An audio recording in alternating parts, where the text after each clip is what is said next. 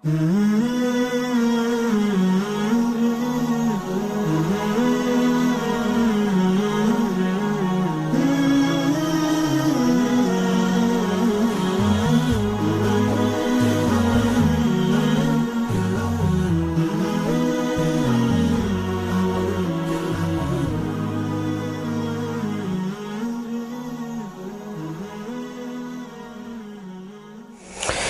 الله الرحمن الرحيم. الحمد لله رب العالمين، وصلى الله وسلم وبارك على محمد وعلى آله وصحابته أجمعين. ما بعد، أحبائي في الله، ولا لها جعل إني أقريان كنا تدبران فهمان كنا نغمان كلام الله قرآنك إلهي سبحانه وتعالى، ولا لها جعل قلبي قوضة إني كشرحان كنا قرحيان كنا حردان كنا ناشان كلامك الله سبحانه وتعالى.